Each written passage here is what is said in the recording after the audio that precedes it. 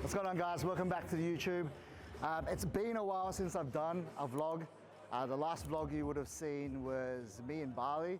Unfortunately, I got Bali belly a couple of days after that video, which really threw me off. I lost 4 to 5 kilos from that Bali belly, and it took me almost a month to kind of recover from that fully, put that weight back on. But here we are a few months later. This is coming towards the end of my growth phase. After this next week, I will be doing a bit of a maintenance phase, and then prep will begin, which is super exciting. So today we're going to be working through back and chest workout.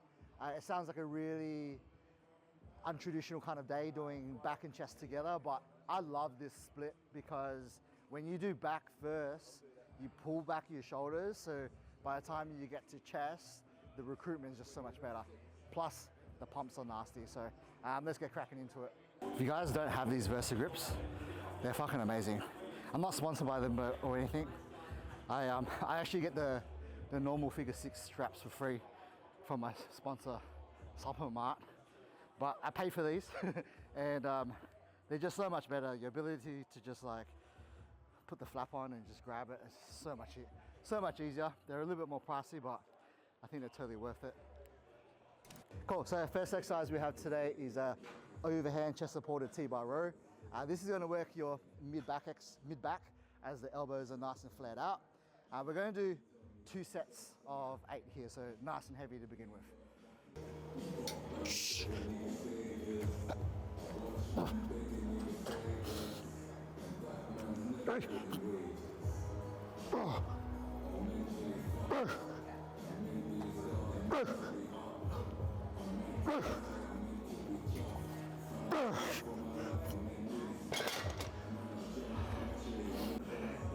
I was just telling Toga just before, my cameraman, I had a bit of a food poisoning about 2 days ago. I ate a bit of chicken, I was a little bit off, I think. And I've been so bloated since, so having my stomach on this chest pad ain't fun right now, but it is what it is, gotta push through.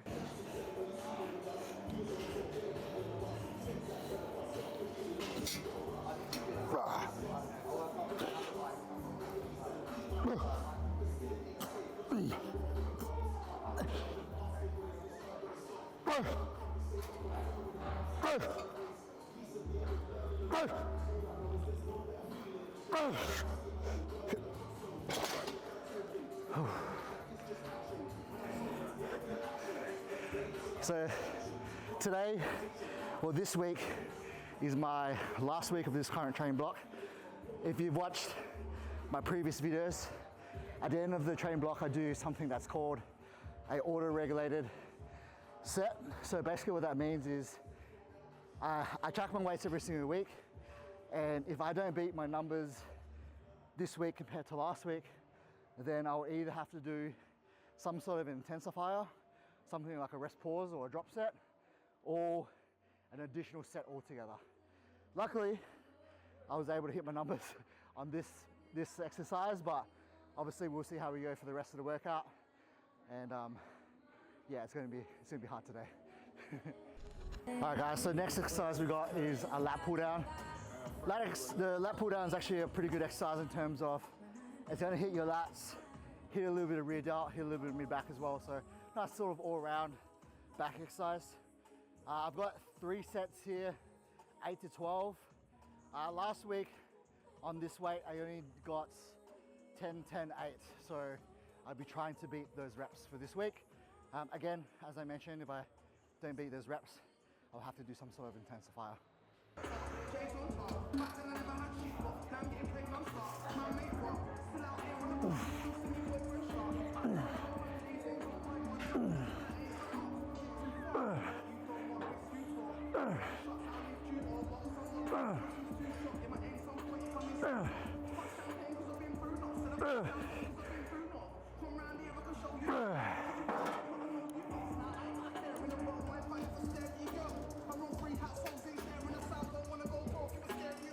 Pretty easy 12 to be honest. I'm very happy about that. Last week I couldn't get the 12 reps, so far so good. Hopefully I keep beating these numbers and don't have to do the extra set. I'm so beat up right now. So basically, normally I would have a deload every about 8 weeks or so. And the most recent one, we had a deload. And being that it's so close to the end of my growth phase, instead of starting a new block where we would start at a lower intensity and build that up, after the deload we went straight back to full intensity. This time it's only a 4-week block since it's full intensity for 4 weeks, and then we have a rest. So at the moment I'm feeling beat up, my joints are beat up, I'm just super tired. Plus recently it was the comp season where I had 2 competitors, so you know that's always a busy time because as a coach you check up on your clients multiple times a day to make sure they're on point, they're peaking right, and they're coming in at the best. So it's been a tiring last couple of months, but you know, we just push through.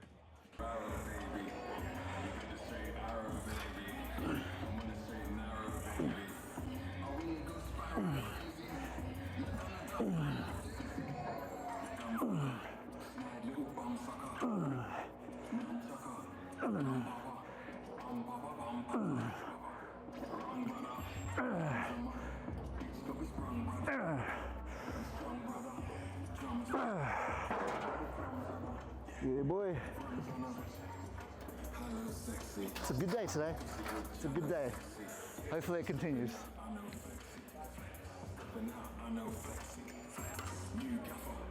The other day I was doing a push workout. It was not a good day. And almost every exercise I did, I end up not beating my numbers, so I had to do extra sets. I was here forever, so hopefully I can get in and out. Do you have a coach right now? I do actually, so my coach is Dean McKillop. I've been with Dean for almost a year now. Prior to that, for the most part of my career, I was coaching myself. I actually coached myself to win my pro card, and for all of my pro shows where I managed to get 2 top 5 placings. But I quickly realized how much stress that put on my mind. You know, you have so much brain power that you can allocate, right? And not only that, like you have your logical side of the brain, and then obviously you have your emotions as well. So, you know, I may think a certain way, but because my emotions get involved, I'll start like thinking a different way, you know? Like I may think I'm fat when I'm not fat, or I'm too skinny when I'm not, and I'll change my mind 100 times. Whereas I think the great thing about having a coach is you just get the plan and you just execute it. You don't need to think about anything else. It's just like, follow this, and you follow it. You know, that's the most beautiful thing about having a coach, and obviously just having someone that you're accountable to. You know, you feel like if you're not doing the right things, then you're letting them down. Whereas sometimes when it's just yourself, you might just like pass it off, you know, hey, you know, whatever. You make excuses. So yeah, even as a coach myself, I see the benefit of having a coach. And I don't think like there's anything wrong with that. I know there's coaches out there that feel like it takes away from them to admit that they have a coach themselves. But if you believe in coaching, like if you believe other people should have a coach, like why wouldn't you have a coach? You know, it's only gonna make you so much better. All right guys, so next exercise is gonna be a single arm seated row. This is really gonna bias the lats. So we're gonna do one arm at a time. Just allows us to better align the tension on the lat. So we're gonna be focusing on keeping the abs down, slight side crunch. And I wanna think about dropping my shoulder down as much as possible. There's different ways to think about this, but I like to think about squishing my armpit downwards, and then from here I'm gonna pull the elbow just to the hip, really contract that lat, and then stretch forward.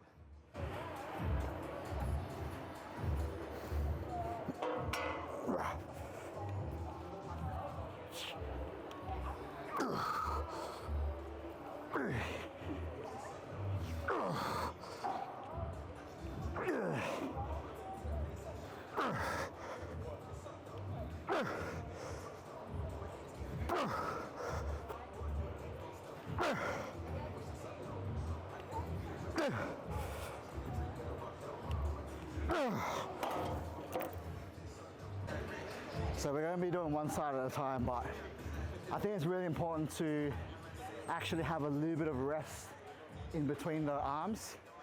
Like when you're obviously pushing yourself, you don't just want to finish one arm. You're going to be like pretty tired. Central nervous system is going to be a little bit fried.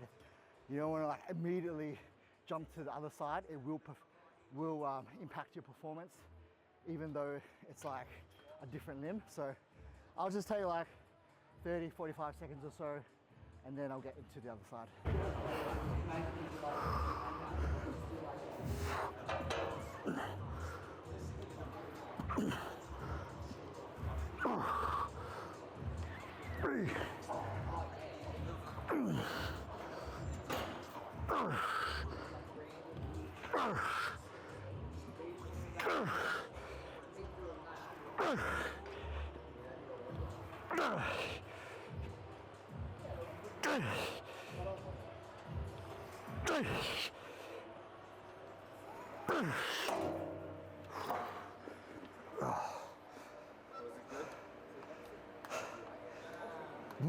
My left side is usually my weaker side, but for whatever reason my right side is feeling a bit weak today. But other than that, pretty good. So I've got 3 sets, 8 to 12 here. Last week on the full stack, I managed to get 3 sets of 9, and I just got 12 there, so I'm pretty happy. So far, good start. If I can continue to get at least 9 or more on the next 2, I'll beat my numbers. Won't have to do an extra set.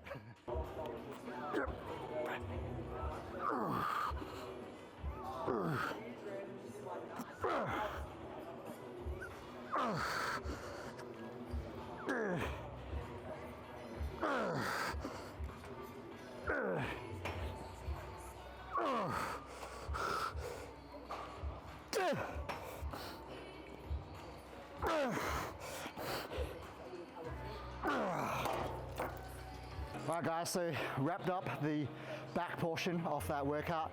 Obviously just do those 3 exercises. Now we're going to be moving on to 3 exercises for chest. The first one being a incline Smith machine press. So we're going to do 2 sets here. First one's going to be a top set where we're going to go pretty heavy, about 6 to 8 reps. And then we'll take off some weight, do a back off set somewhere around that 10 to 12 mark. Guys, do not be afraid to use these little baby plates.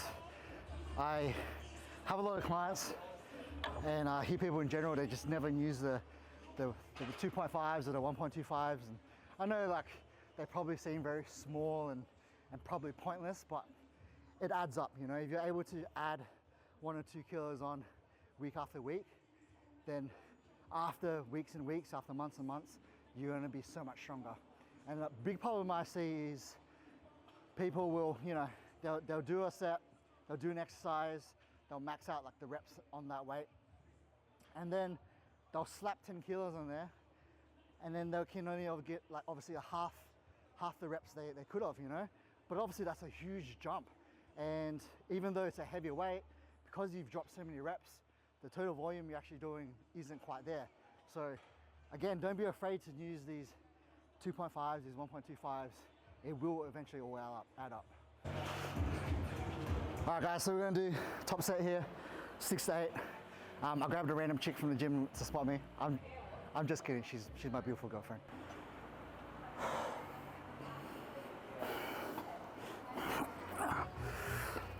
Come on, man. Fucking Olympia, let's go.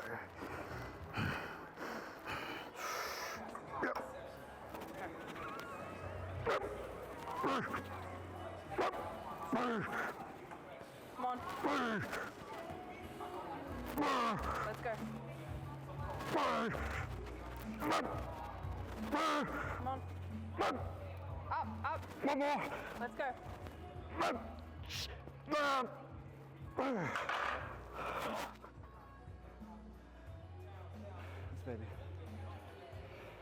A big realization that I had, that I feel like a lot of people need to make as well, is when you first get into bodybuilding, you always feel like training is the easy part because it's enjoyable, and nutrition is the hard part. As you get more advanced, you kind of realize that nutrition, although it has its challenges, is actually quite simple. Just follow your diet, you'll get results. Whereas training is actually the hard part. Especially, you know, you've been training for 5, 10, 15 years. It's going to be a lot harder than if you were a beginner, because when you're a beginner, it doesn't take much to push to your limits. You know, you're relatively not that strong, not that muscular, but when you're more advanced and you are strong, you are muscular, you really have to come into every workout and push yourself to the limit and give your body a reason to change, a reason to grow muscle, right? Because if you're just training within your comfort zone, your body doesn't have a need to change. You have to give your body a what the fuck moment of, holy shit, like this is what he's putting me through. I need to go stronger and I need to grow bigger. So make sure that every time you come in the gym, you're pushing yourself and you're giving yourself a reason to change. All right guys, so second set here, we're doing a back off set. So I pulled off some weight and we're gonna go for more reps. So I'm gonna aim to get about 12 here, but I'll push it and see how much I get.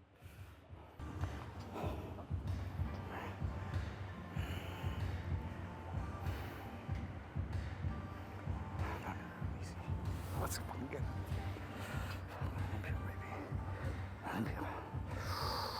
Yep.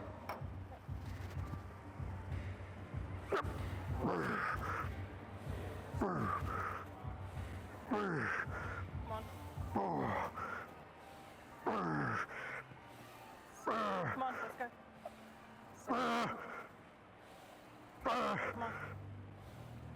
Come on, you got this.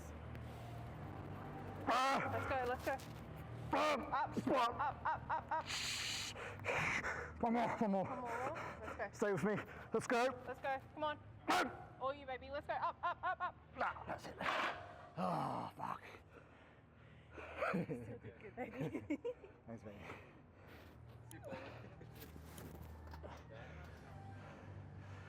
All right, we didn't get it, guys. We got 11 there, but fuck it, you know. Try. If you can't get it, rack it up. That's why you got a spotter there. And I'm pretty sure I'll still beat my numbers. I probably got to plug it in and find out. But yeah, so still beat my numbers from last week. So very happy with how that went, considering how fucking beat up I am. Next exercise. Next exercise we have is a cable chest fly. If you've been following me, you've seen this 1,000 times before, and this is an exercise that I have a really good connection with. Like just the stretch and pump I get in my chest is unreal. I think I've had this in my program for at least 9 months. And I think that's a lesson to be learned for a lot of people is, you know, if things are going well for you, movements are going well, you're connecting well with them, you're still progressing well, there is no reason why you need to change. Like you can have the same program for fucking years as long as it's still progressing and it's not hurting you. So yeah, that's a huge thing that I've learned is just to not rehaul my training program every couple months and have to relearn things. All right guys, so we're gonna do 3 sets, 10 to 15 here. Last week on this weight, I got 15, 15, 10. So obviously trying to beat that. Best case scenario, obviously get 3 sets of 15, but let's see how we go.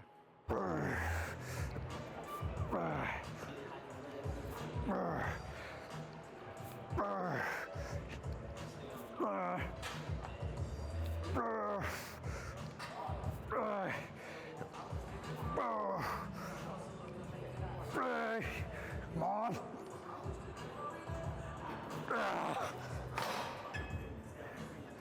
Fuck.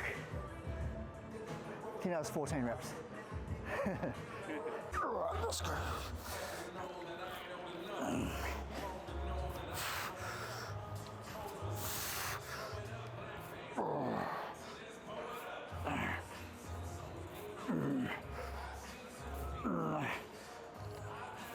I'm more than likely going to have to auto-regulate on this next set. So I've been falling short of my numbers in terms of my reps this first 2. This is my 3rd set, And having a look at my numbers, I'll need to do 17 reps on this weight, which I'm not going to be able to do. So obviously I'll go to failure, see how close I got to 17.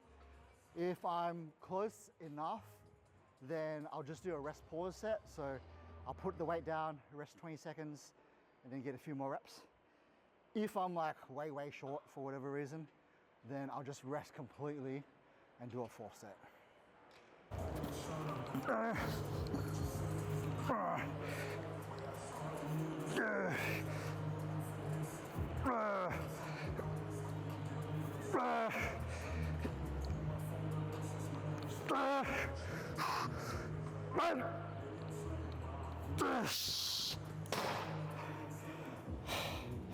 Alright, I've got 14 there, so I'll do a rest pause, rest for about 20 seconds, and need to get at least three or more on this next one.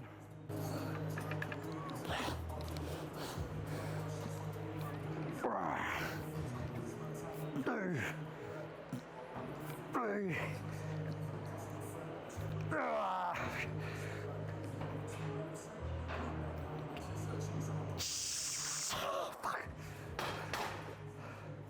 4.5. Still beat my numbers. Right guys, so just finish up with the fly. Last chest exercise. Nice and simple. We're actually going to stay right here and we're just going to turn it into a press. This is going to be 2 sets, 8 to 12. I'm going to need at least 11 reps in order to beat my total volume here, so I'm hoping I get it so I don't have to do anything extra, but let's fucking go.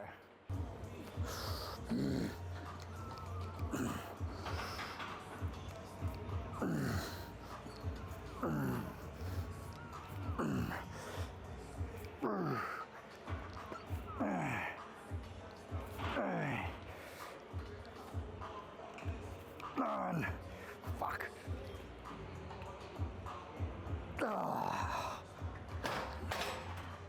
Alright, didn't get it.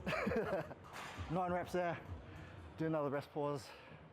Again, rest for 20, and then at least 2. Alright, let's go.